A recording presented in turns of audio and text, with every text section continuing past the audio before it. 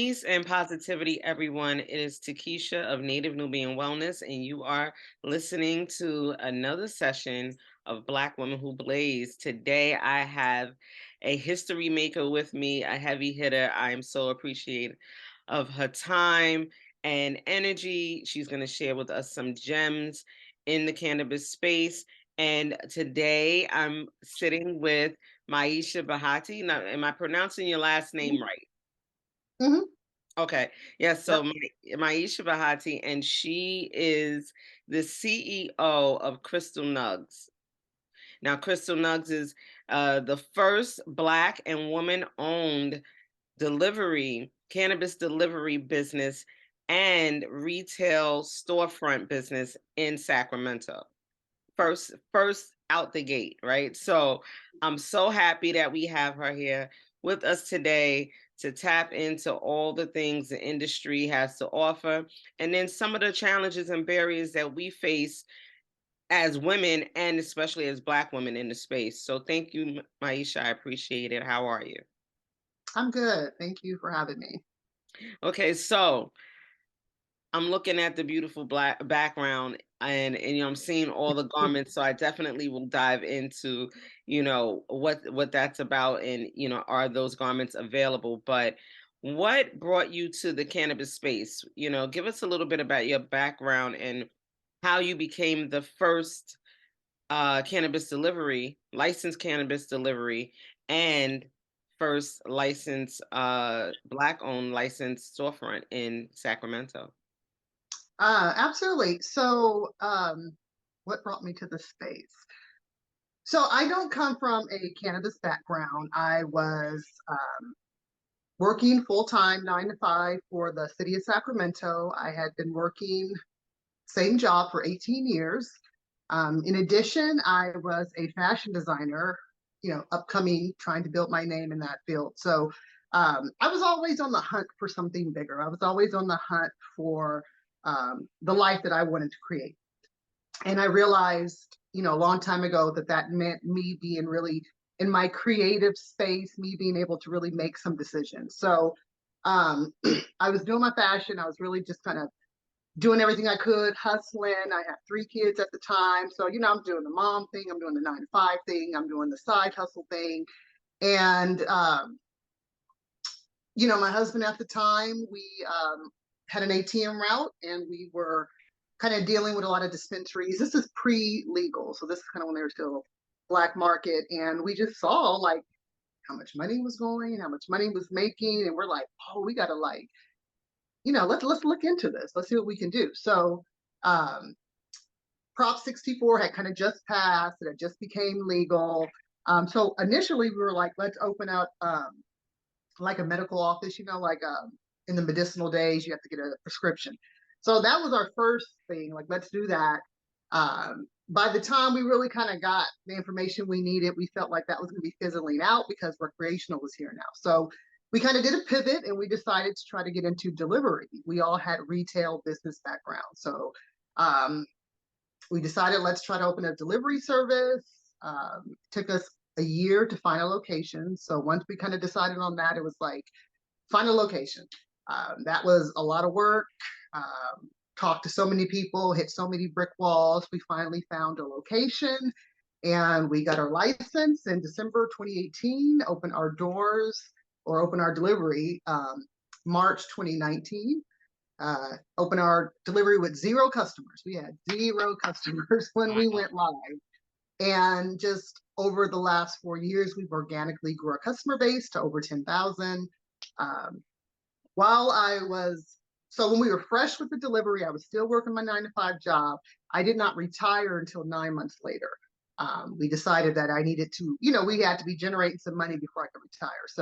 Um, I would probably say about a few months after we opened our delivery, the city of Sacramento um, had put out that they were going to offer a social equity program, right? You had to qualify if you lived in certain zip codes that were, most affected by the war on drugs. So I did live in an area that was, definitely affected by the war on drugs. I grew up in the hood. Right. So I qualified for the program.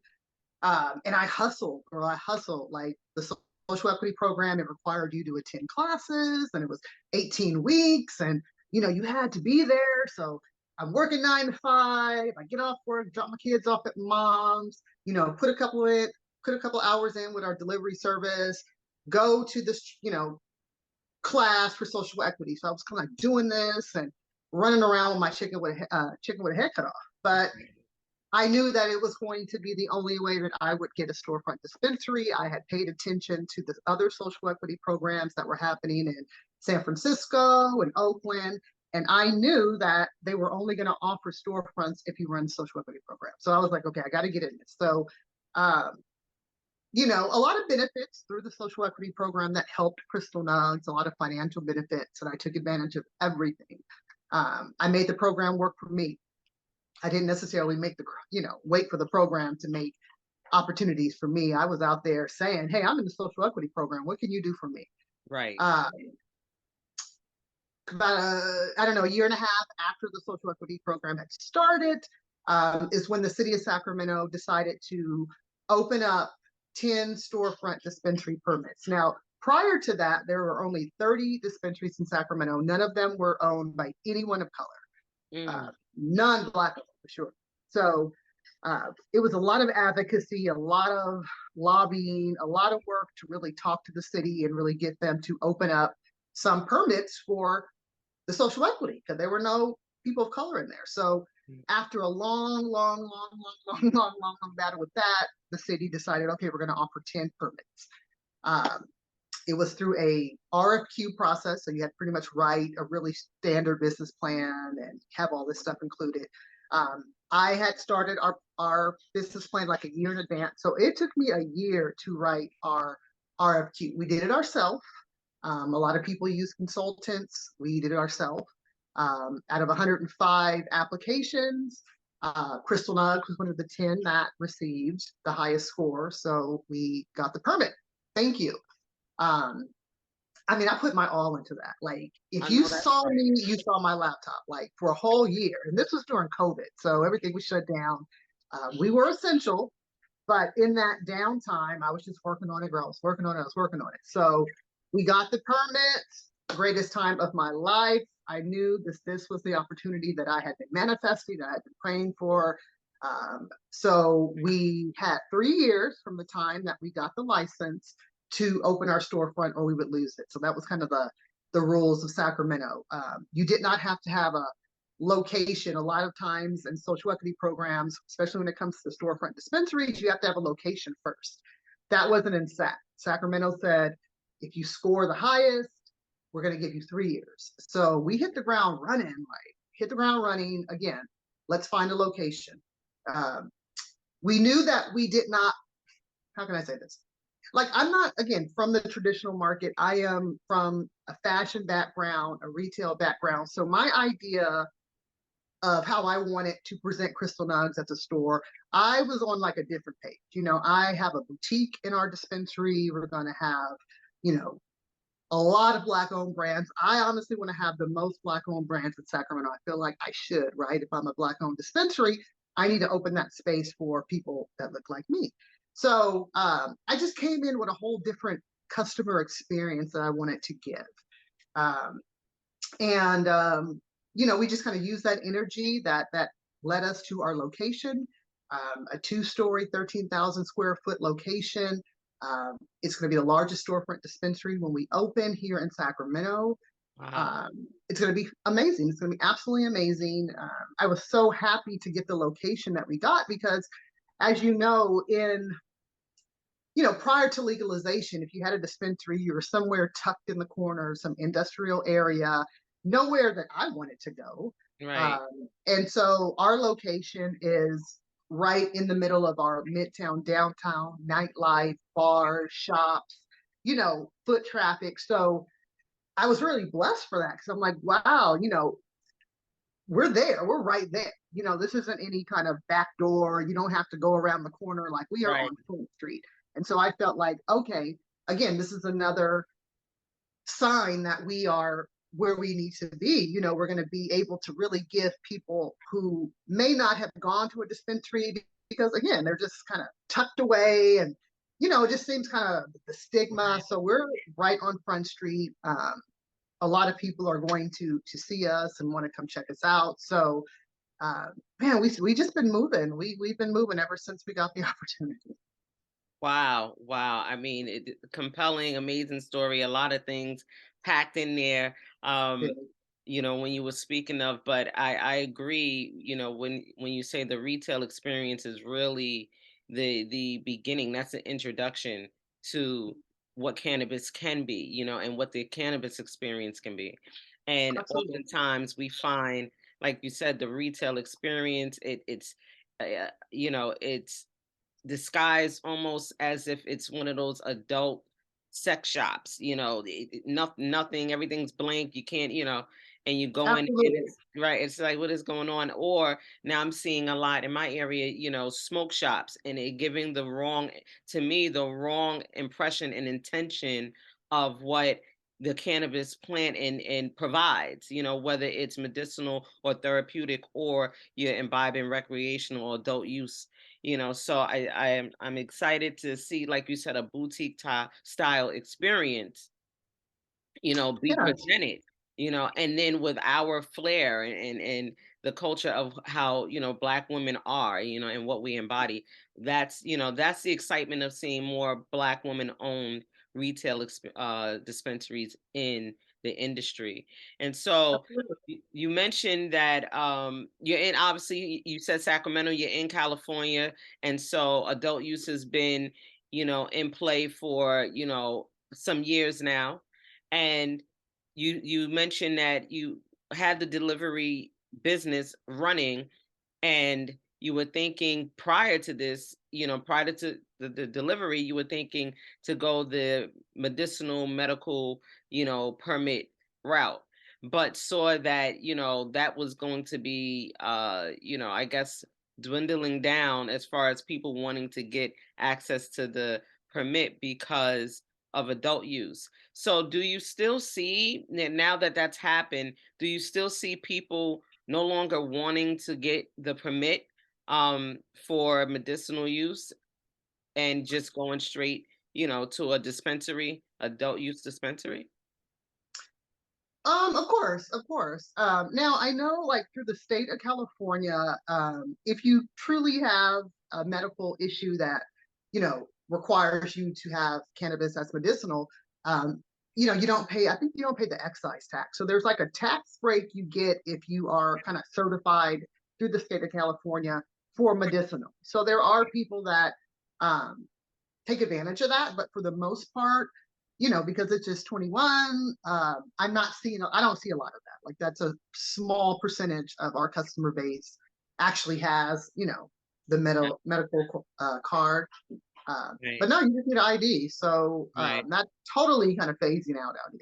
Right, right. And that's the reason why I asked, because I'm located in Connecticut, and we went adult use in January.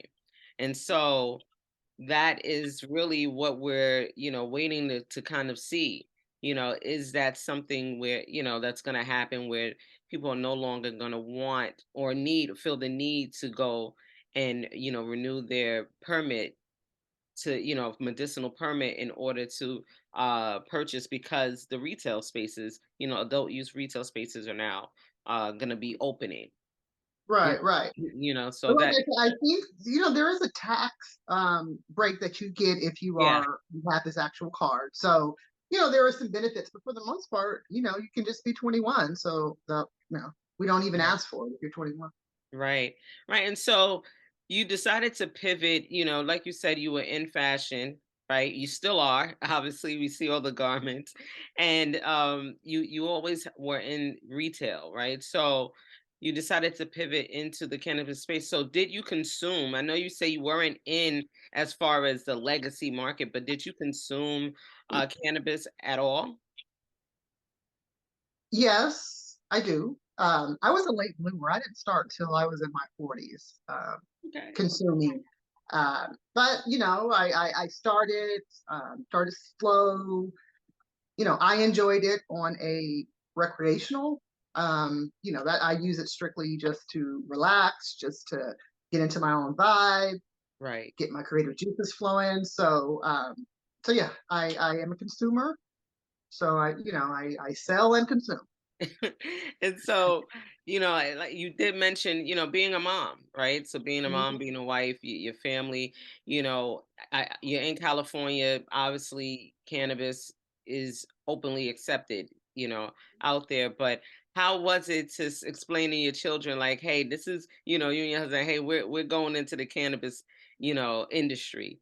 And how did they feel about it? Did they say anything like, hey, this is a little different for us, or how are they with their parents being cannabis entrepreneurs? Our family, a lot of our family does consume cannabis. So, the idea of cannabis wasn't like out of the blue. But we sat the kids down and just said, hey, this is kind of what we're doing. We're going to be going into this industry. But my kids knew, I mean, we were always hustlers. We were always, trying to get it. We were always entrepreneurs. We were always creators. So they saw that hustle. So when, we sat them down and said, okay, we're going to go into cannabis, they were just like, okay, this is another thing you guys are trying to get. I didn't really sit down and like break it down. I have a daughter. At the time, she was in high school, and then uh, my youngest kids were in elementary, and my daughter was a baby. So I remember my daughter coming home to me one day and saying a teacher had said, like, I know your mom sells drugs, or I might have been kidding. I don't know if she was kidding with it or not, but Right. you know, they were aware that I had a business. But it wasn't really difficult. I mean, my kids were they knew that I was on a grind. They knew, that I was trying to create something big. They understood the kind of the basics of cannabis, and uh, it was kind of like, this is the deal. It's going to be a sacrifice. We're everybody just hang on. We're trying to build this, and so that was kind of the conversation. Hmm. We're very open as parents. You have any questions, you come talk to me. So they knew the deal. You're not going to do it until you're 21. Right.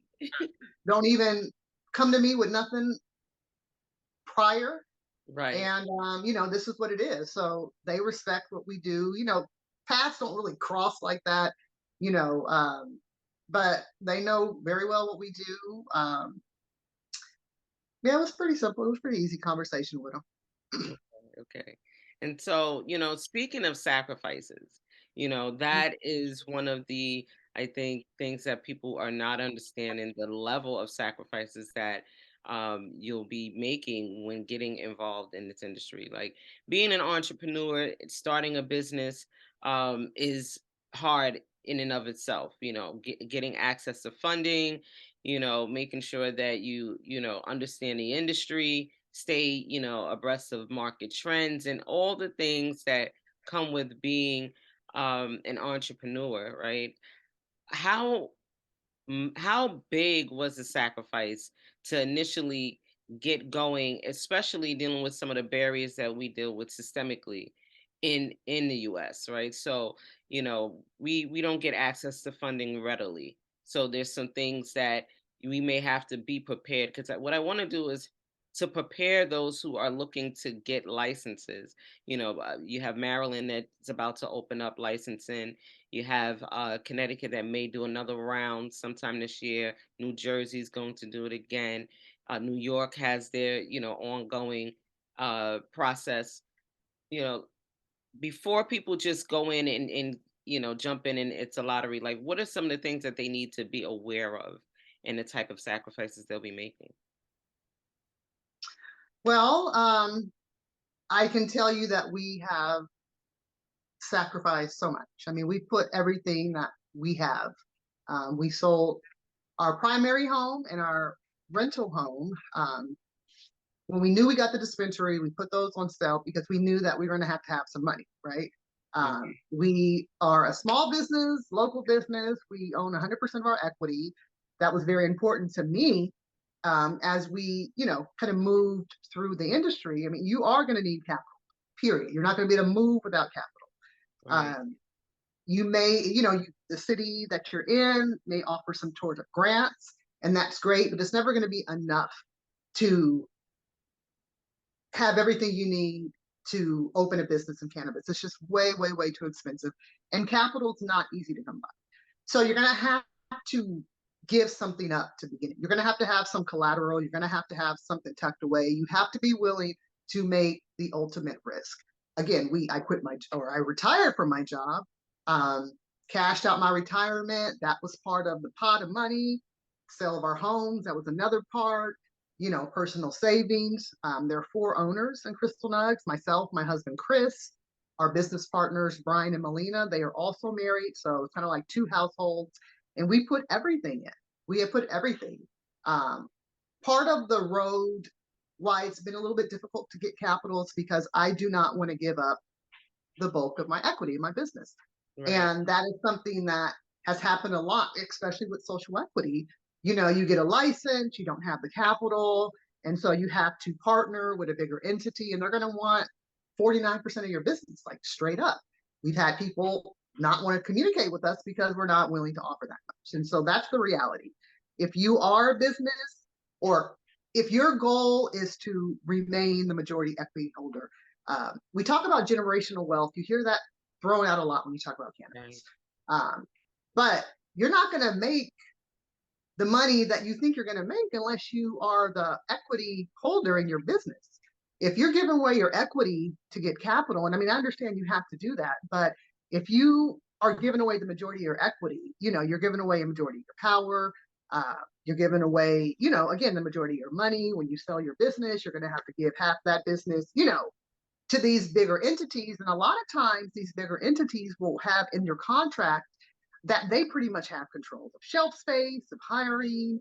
You're basically a manager in your own business. And that I've seen that many, many, many, many times. Right. So you have to be willing to put in the risk. I mean, that's period. Everyone that I know has been in this industry. We've all done everything we could. Like, some people just don't make it. A huge issue right now is taxes. In California, we're paying like 35% in taxes. Um, I started 4 years ago. Many of the companies that started at the same time we did are no longer here. A lot of them had to bail out because they got behind on your taxes. Mm. So, the city sends you a $75,000 tax bill, or you lose your license, you know, Right. Right. then that's how that happens. So capital is just huge. It's always going to be an issue. It still is an issue. It's probably harder now because the industry, well, here in California, people have been able to see, um, back in 2020, when we were essential, cannabis was essential, everybody was eating very well. A Right. lot of acquisitions and merger, a lot of money was being thrown out around that time. Well, 2022 came, the industry slowed down, gas was high, food was high, a lot of money tightened up. So a lot of businesses and people who were giving out money are no longer doing that. So obtaining capital is very, very, very, very difficult. We have yet to obtain any capital, so we've been funding this project on our own.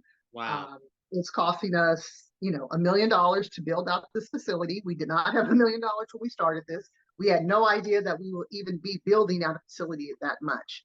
Mm. So we've had to apply for a couple of personal loans, real talk, for us to get the remaining capital to open up this building, or, to open up our store. So, Right. um, if you're going to do a personal loan, you got to have your credit cool. You got to have, probably another stream of income. So, we have about three other businesses in addition to Crystal Nug. So, we've had to pull from other businesses at some time. And so, that's the reality of it is you have to have capital to move. You have to have capital. And if you don't have it, you either have to give up a lot of percentage of your business, or you're going to have to pull from other entities, personal loans. So be prepared for that.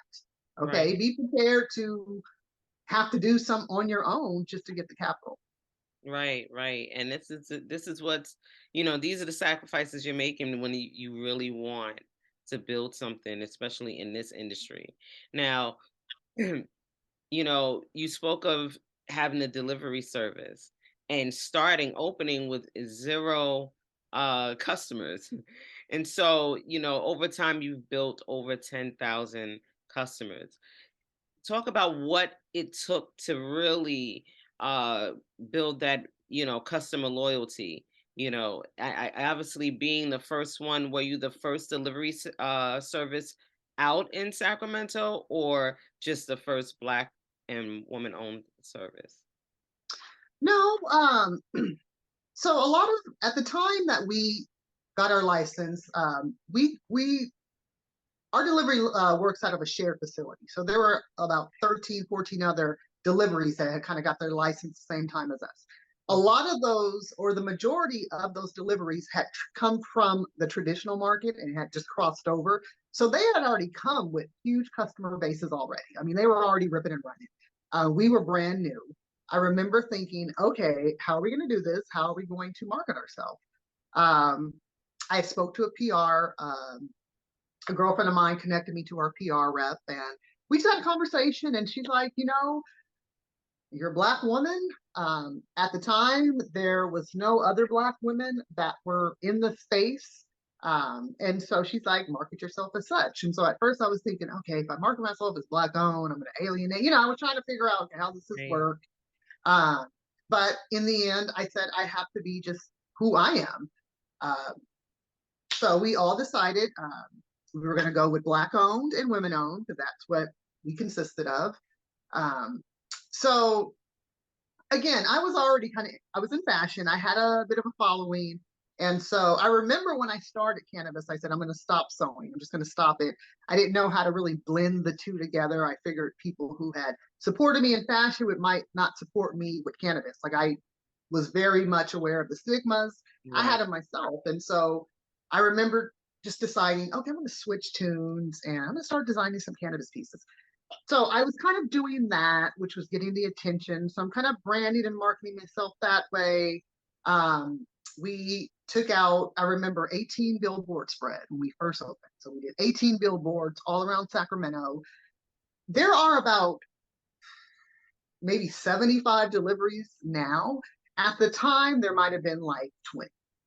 So In there weren't Sacramento? as many. Oh, there's a lot of deliveries in Sacramento now. Whoa.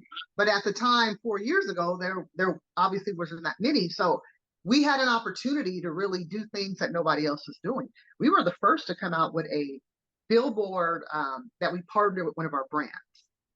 And so we were kind of just hitting them with these billboards.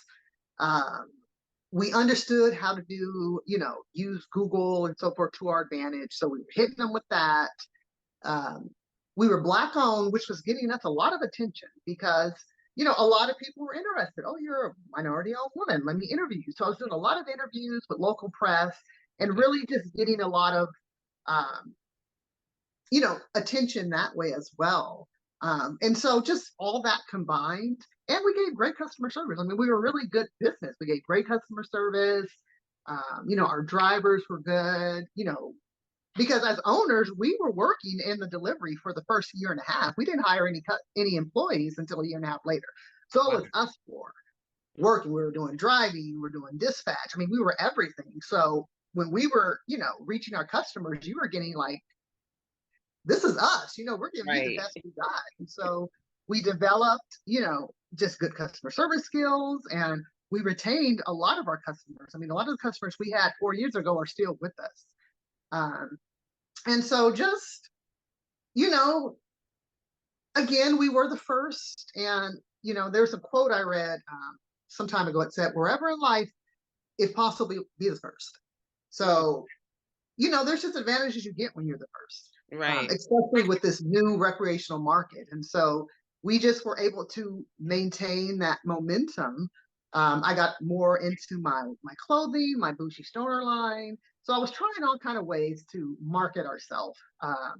And it's difficult with cannabis, especially on social media. I've gotten my Facebook page deleted. I've gotten several of our Crystal Nugs pages deleted. So, Right. you really have to learn, okay, how do I market this brand without totally getting shut down? A lot of things have changed. Marketing on Google, that's not like it used to be anymore. Right. Now everyone's doing billboards. So they're so much more expensive now. Um, so just really being creative. But I think we were just a good company. I think people liked our story. And so we just got a lot of customer base from that. We weren't from the traditional market, so we were just a different vibe. You know what I'm saying? Like, um, we were retail people, so we approached people on more of a retail basis than a feed basis. I don't know if that makes any sense, Right, but right, we just our goal was to attract people who were curious but who weren't in there yet. A lot of the other deliveries, they already have their customer base. They had people who had been smoking for years. I knew that there was a customer base who, now that it was legal, now they're like, okay, maybe. But I think, again, just being a Black woman in this market, I was a face to a lot of people. I was, um, I looked familiar to them. Oh, she's doing, right, oh, she's a Black girl. Oh, she doesn't look like what, she don't look like, you know, right. the boys on the corner. She don't look like the hippie white guy, the stoner white guy that, the images that have been portrayed over the years of Yes, cannabis. Oh, yes, she's a mother. Oh, she's a fashion designer. Oh, she's stylish. Oh, okay. right. So, we were just transparent. We were who we are. We just happened to be in the cannabis industry. So we marketed ourselves. I'm in my 40s. A lot of people in the industry are younger. You're used to Right. seeing 20, early 20s. Oh, here's this mature Black woman who are you? This professional. And so that's just how we kind of got our customers, I think, through true authenticity, through transparency, grassroots. And I definitely believe that people liked seeing a woman of color in the space. Yes, yes, I agree. I agree. So, and then, what you did say is not to be afraid to be out front. At first, you were kind of taken aback, like, should I go out there and be the first Black woman and use that to your advantage? But I mean, you couldn't negate that you were. You know what I mean? It is what Right, it right, is. right, You know, right, it is what it is, and right. so just being able, like you said, getting the press out there. Like, visibility is important. That's the real reason for this platform is to Mhm. provide some visibility of us doing some things in the space and for consuming for our health and well-being. And so you spoke about the garments and the fashion line, and those garments will be in the boutique, but are they available online? Can we get access to some of these pieces? So you will. Right now, no. So like what you see behind me, that's kind of like my personal collection. Okay. So again, I started when I decided to. So my line is Bushy Stoner, Yes. and it is basically a collection that consists of apparel, bags, accessories. So I have done earrings, purses, jackets, dresses, you name it. It is a kind of an upscale, classy portray of cannabis. So when I started, I because I was in cannabis, I'm like, let me rep some gear. But when you look online, everything is just to me cheapy looking, Hmm. very sexual looking. There was nothing that was like high class and classy. So I just girl ordered me some fabric one time. I had started making these jackets. I would, post them online. People were digging them. And I was like, okay, I'm onto something here. People are responding to this. I was thinking that I would lose, followers, or I would lose, people in my circle because I was selling weed. I mean, that was real talk. That's really honestly how I felt. But at the same time, I feel like you have to, grab the opportunity when it comes. I slowly put myself out there, even on the consumption. Like I wasn't. I mean, it's still a little taboo. Okay, it's been 4 years in It is. Sacramento, and I'm still like, if I'm out social, like I gotta have to think, do I want to smoke here? So there's still that kind of stigma. So I just would, introduce something. People would say, "Oh, that's cute." Introduce something else. Introduce something else, and I just got a lot of good response. So we decided, okay, I want to have a bougie stoner boutique in our dispensary. I know that in a lot of dispensaries, they sell apparel, cookies being one that has like a lot of apparel, right? But they have their own crowd. There's nothing for someone like me. Like if I want to rock something and be cute and, still be classy, there wasn't any of that. So I created it myself and I'm super duper excited about it. So yes, it's going to be a collection in our store. I am going to offer it online when we go live with it. So the goal is I'm going to drop collections throughout the year, and just boom, drop, drop, drop, drop. So I'm super excited. You're going to be able to come in and online and purchase, Maisha Bahati by Bushi Stoner. Like I said, hot pieces, classy pieces, funky pieces, Right. statement pieces, something that you can't get anywhere else. And it was all made from love, and it was designed from love. And, fashion is my passion. It's something that is therapy to me. I enjoy it. If I design something, I put my all into it. So I'm so excited about this. I think it's just a nice, um, it's just, again, it's another customer experience, right? Like, I Right. have girlfriends who would wear these clothes, but they've never been into a dispensary, right? And their idea is, I don't smoke weed. Why would I go into a dispensary? So I think that you have to kind of get people in there. And Right. people like fashion. We all like fashion. So that might get somebody in the store, right? Okay, you might have a mom who has arthritis. Oh, let me get her some cream. Oh, maybe, you see a cute little joint. Let me get that. You just get people in there, and it's just something new. This has never been done before. So, we'll see how it goes.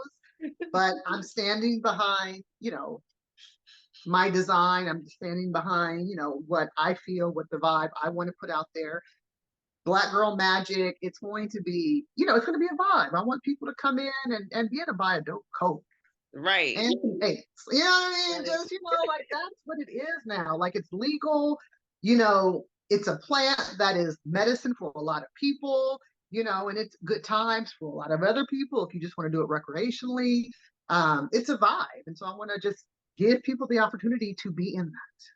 Yes, yes. You know what? And it definitely is a vibe because I'm all the way on the other side of the country, and I think that that's where I kind of first noticed, Crystal Nugs. Like, so you did really well with, marketing, even though, Instagram was doing all of the things that Instagram does, right?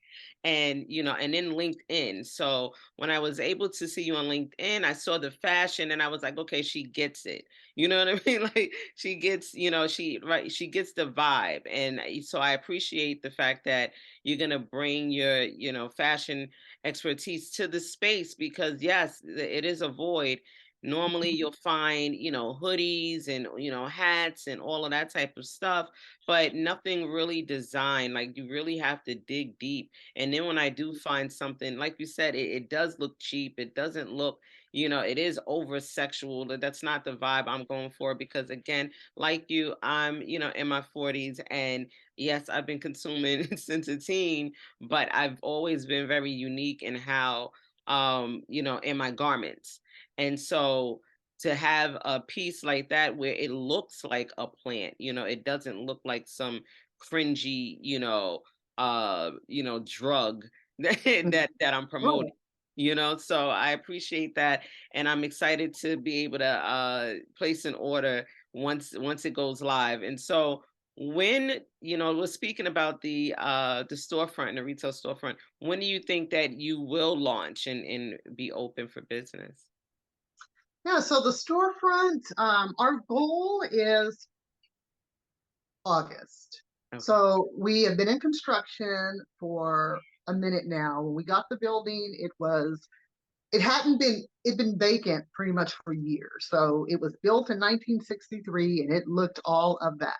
So we had to go in, we had to demo out the building, get your permits. We had to update a lot of things. So we were getting costs thrown at us from left to right. Finally got our permits, started our construction about 3 months ago. Um, we custom designed, so we custom designed everything in the store, right? Like Oh, walls, toilets, flooring. I mean, this is all from just the four owners. This is all, you're getting all true Crystal Nugs. So we custom designed our display cases. They are being built overseas. And so we're hoping that we'll get those, towards the end of July. mhm. So hope August is going to be the goal. In addition, we're at the same time. So we're building out a consumption lounge within our dispensary. We have Yeah. about 1,500 square feet for an on-site consumption, and we also have a rooftop. So right now, oh, and in addition, we also have a cannabis event organizer license. So Crystal Nugs will hold 3 licenses when our dispensary opens: our non-storefront delivery, our storefront delivery, and our cannabis event organizer license. So that license allows us to host events where you can consume and purchase. That has been a very difficult road. We have yet to be able to use our license because trying to get an event,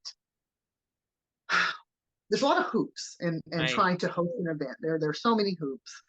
Um, Even though, many of us see cannabis as recreational, we're supportive of it.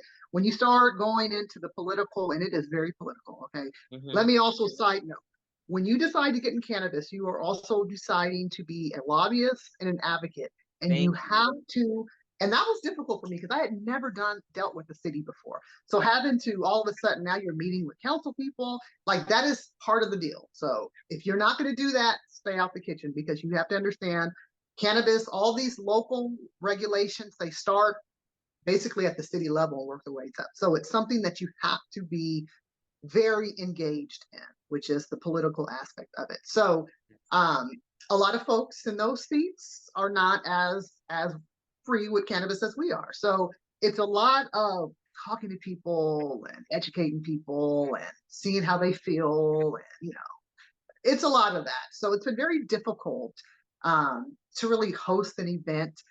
Sacramento is currently in talks of social consumption. So we're really excited about that. I think it's going to come. So we are also building out an on-site consumption lounge in our dispensary, um, which I think is going to be just a game changer, especially for small business, especially for social equity. We're coming in with 30 other dispensaries that have been operating for years. Hmm. Many dispensaries have multiple locations. So you're dealing with a lot of people who have big money already in the industry. So for me, I believe not only is it time for social consumption, I think that you can't just say, okay, we're going to have all these dispensaries available, but there's nowhere for people to consume because, as you know, it is illegal to consume in public. Right. So recently, the Sacramento Kings were in the NBA Finals, and we had an abundance of people coming to Sacramento, and there was actually complaints that there was too much cannabis smoke. Mm. So it goes to show that we are progressing in the industry and social consumption is becoming a thing.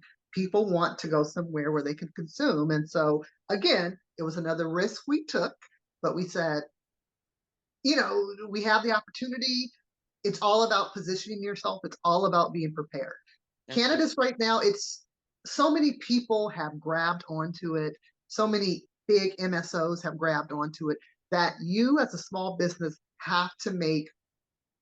you have to position yourself. You have to make strategic decisions. You have to be thinking 5 years ahead when you decide to get in cannabis. Because I can assure you that other people in the industry, they're already looking. So, for Right. example, with social consumption, it's not, there's no licenses here in Sacramento. It is legal here in California, but Sacramento hasn't adopted it just yet.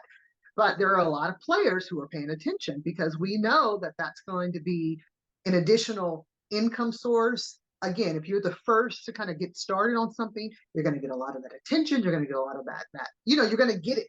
And so we've been trying to position ourselves for that because we know that's going to be a huge aspect in cannabis and it's going to help us as a business, you know, to sustain ourselves. It's going to give us a competitive edge. Again, I think we got a good model, but we're Yeah. also, competing against people that in the industry 15, 20 years, they got deep Mhm. pockets, they have deep connections. And so I just believe in, sometimes you got to grab for it all.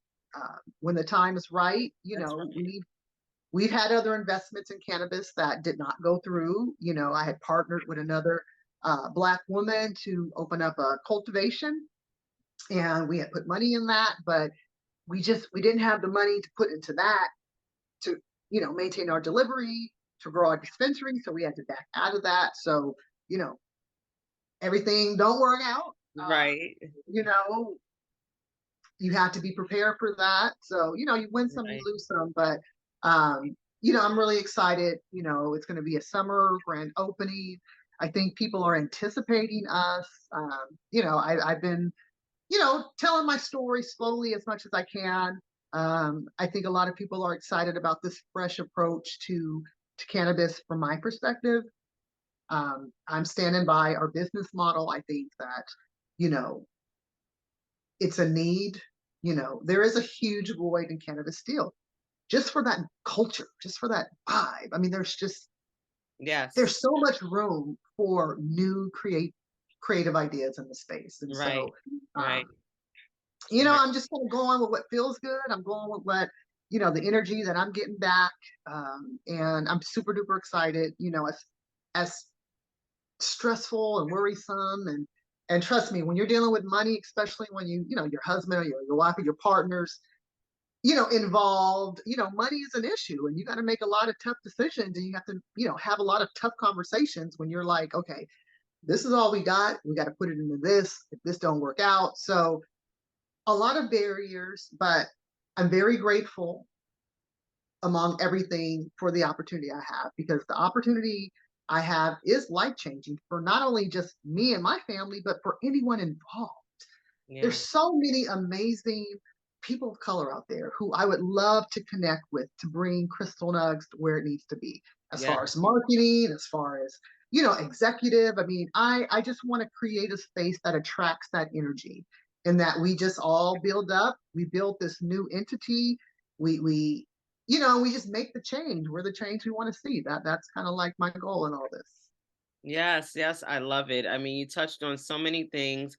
I'm excited for the grand opening and to see it, to see it come to fruition, to see all the things manifest, to be the first Black woman and Black owned storefront in Sacramento is amazing.